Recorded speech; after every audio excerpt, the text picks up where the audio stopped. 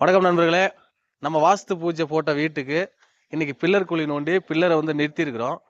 அந்த பில்லர் நிறுத்தினதை நம்ம வாஸ்துப்படி எப்படி சரி பண்ணி நிறுத்துறது அப்படின்றத பற்றி இந்த வீடியோவில் பார்க்கலாம்.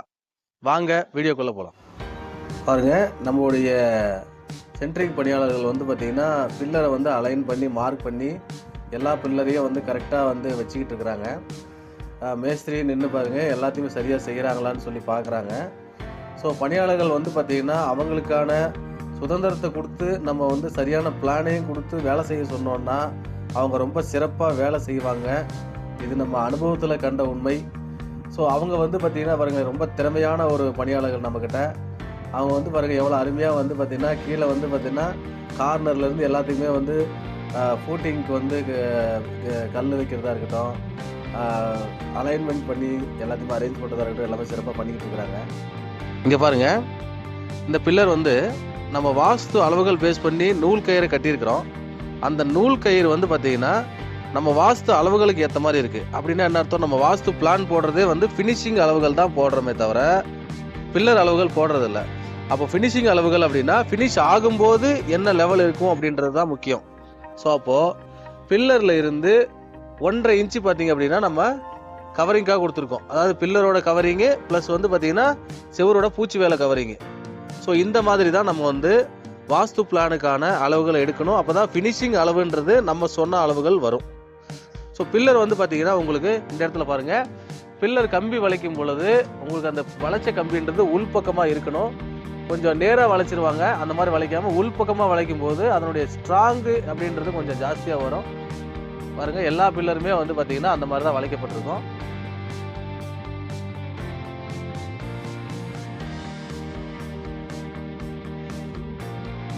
ஒரு பில்லரும் ரிங் வளைக்கும் போது பார்த்தீங்கன்னா 6 இன்ச்சு கேப் அப்படின்ற மாதிரி நம்ம வச்சிருக்கிறோம்.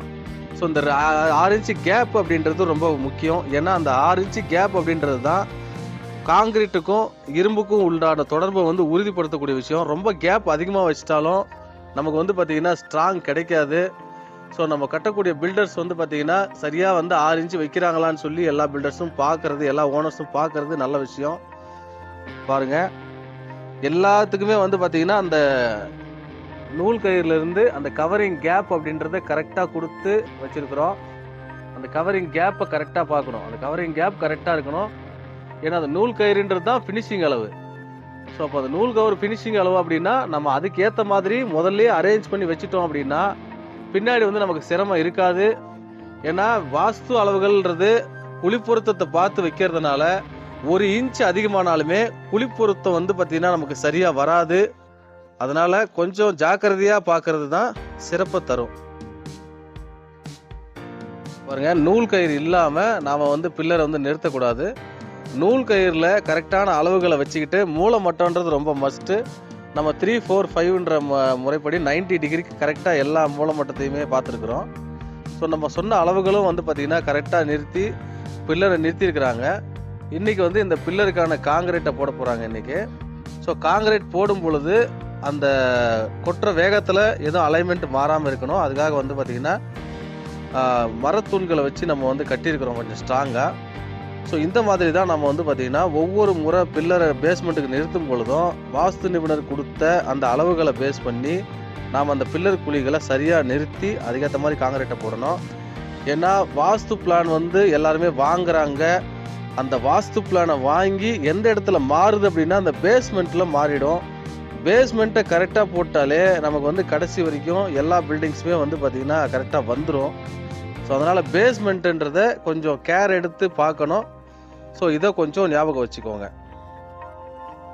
கீழே நீங்கள் கூம்பு போடும்போது பார்த்தீங்கன்னா சில பேர் ஃப்ளாட்டாக போடுவாங்க காங்கிரீட்டு. நாம் எப்போவுமே கூம்பு வடிவத்தை தான் ப்ரிஃபர் பண்ணுறோம். ஏன்னா கூம்பு போடும்போது பார்த்தீங்கன்னா கலவனோட கனம் கொஞ்சம் ஜாஸ்தியாக தெரியும். அந்த இடத்துல ஜாஸ்தியானதுக்கப்புறம் பார்த்தீங்கன்னா அதனுடைய ஸ்ட்ரென்த்தும் பார்த்தீங்கன்னா கொஞ்சம் ஜாஸ்தியாகும். ஃப்ளாட்டாக போடும்போது மழைநீர் வடிகாலுக்கு பார்த்தீங்கன்னா ஒரு இடம் இல்லாமல் மழைநீர் உள்ளே தங்கிறதுக்கான வாய்ப்பு உண்டு. அதனால் பார்த்தீங்கன்னா எல்லா ஃபூட்டிங்குமே நம்ம கூம்பு வடிவத்தில் தான் போடுறோம். ஃப்ளாட் வடிவம் போடுறதில்ல. அண்டர் கிரவுண்டு வச்சு போடும்போது மட்டும்தான் நம்ம ஃப்ளாட் போடுவோம். அண்டர் கிரவுண்ட் இல்லாத ஃப்ளாட்டுக்கு பார்த்தீங்கன்னா நம்ம கூம்பு வடிவம் தான் போடுறோம். இந்த ஃப்ளாட்டுக்கு வந்து பார்த்தீங்கன்னா 9 பில்லர் குழி நோண்டி இருக்கிறோம். மொத்தமாக வந்து 12 பில்லரு. இதில் மண் கொட்டுறதுக்கு இடம் இல்லை அப்படின்ற காரணத்துக்காக வந்து பார்த்தீங்கன்னா பாருங்க, மண் கொட்டுறதுக்கு இடம் இல்லை. அதனால வந்து இந்த 9 பில்லரை ஃபினிஷ் பண்ணிட்டு அப்புறமா 3 பில்லரை போட்டுக்கலாம் அப்படின்ற மாதிரி நம்ம பிளான் பண்ணியிருக்கிறோம்.